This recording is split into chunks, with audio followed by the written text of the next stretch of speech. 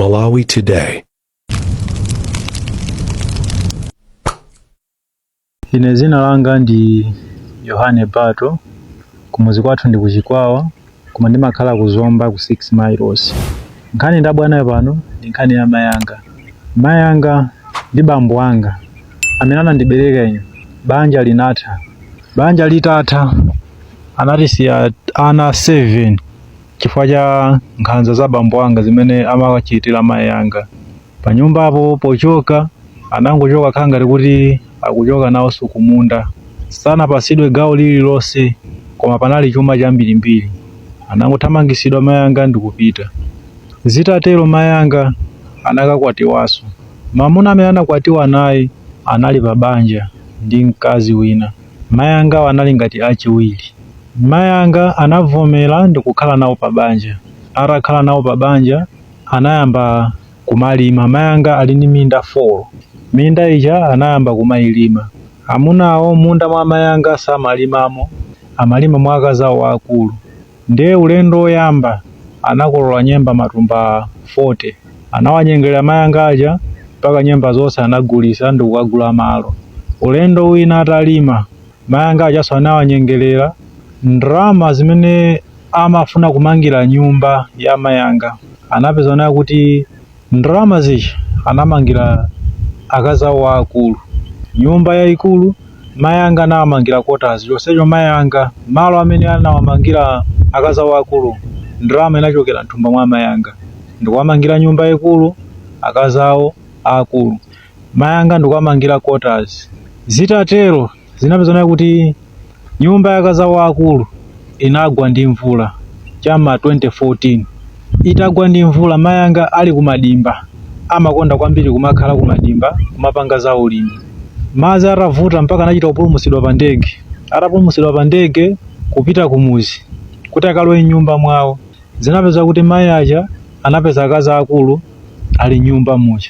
Mayanga anali odabwa, anali sozizimuka kwambiri. Atawafunsa amuna kuti inuyo muona kuti mupanga bwanji, koma mvula ikazatha awa ndizamangira nyumba yawo inu muzabwerera menemo. Ndezo kukhala bwanji. Zinapeza amene paja mayanga sizinawasangalasi. Anapita kwa afumu sana wathandize. Anangozisiya. Atazisiya mayanga aja anthu amene anasamusidwa ndi ndege kuchokera kumadimba kumene anali ndi malo ena amene kunakhuzika ndi madzi anawapangira matenti kwa jumba. Atawapangira matenti aja mayanga aja anasamuka anachoka kumene kuja ndikupita ku matenti kuja. Anakhala ku matenti kuja mvula ija itatha mayanga aja anasamuka ndikukalowaso m'madimba. Atakalowa m'madimba zinapezana kuti amuna aja anawambaso kuwanyengerera mayanga fwa mayanga anakanisisa kuti sakuwafuna. Amayi aja anavomereza anawanyengerera kuti ndikumangirani nyumba mkazi wankulu cha ndincho sapo. Okay chabwino. Asanagule malo anayamba kugula ng'ombe ndi ndrama zochoka mthumba mwa mayanga. Ndi ng'ombe zili choncho malo aja ali choncho. Zinapeza kuti anapangaso ulimi mayanga aja ndikumawabera ndi amatita ana anafe chifukwa timakhala kuchimuna. Ndi amatita ana anafe tabwerani tumapita amene kuja kumakatenga zimene akulolazo koma amuna sizimawasangalatsa koma chonsecho munda mwa mayanga samalimamo olosalu chikwatilinaneni sanawagulire olosalu. Ndi mayanga ndikapita kuwafunsa kodi mayi kweni vuto ndi chani. Akuti mwana wanga banja ndikupirira.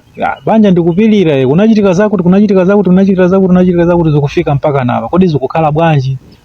Iwe uzingotani uzingoyang'ana poti ndiwe mwana sunakwatire. Ukazakwatira uzazaona kuti banja limaenda chonchi. Okay chabwino.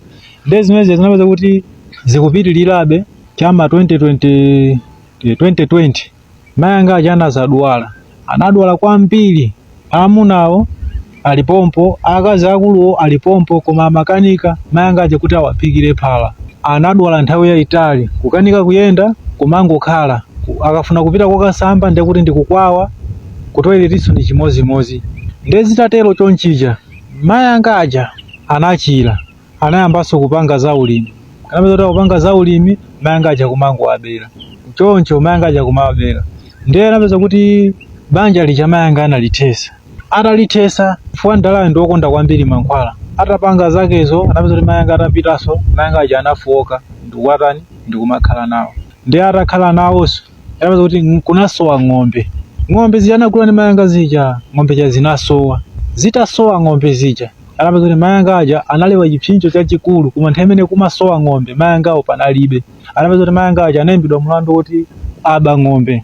Unavuta ndipo azibale anga anapita ndi kukamva zimene zikuchitika kumaloko komanso kukalongosola nkhani. Mayanga aja amachita kulankhula kuti iweyo pavute pasavute kwenera kulowa manda ndipo ndikupha.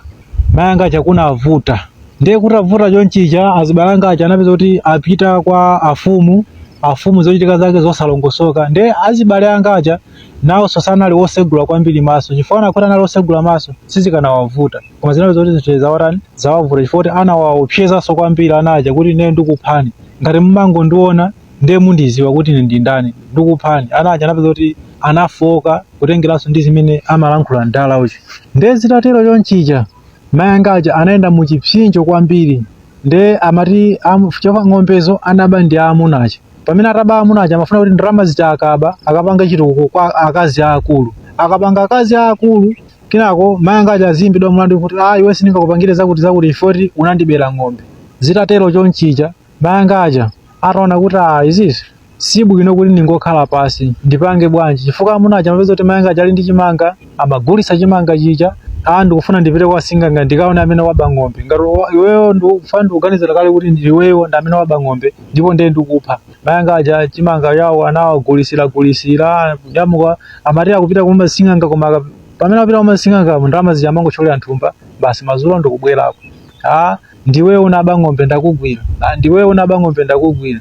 Ndiye napeza kuti mayanga aja anagulisanso chimanga. Atagulisa chimanga ananyamuka ndikupita kwa sing'anga. Kwa sing'anga kuja anagwidwa amene anaba ng'ombe ndi bambo angawo. Bambo angawo ndipezawo ndi amene anaba ng'ombe. Nda mayanga anangozitani? Mayanga anangozisiya. Anagula njinga motoyo ndipo mpaka pano sima wakhuza.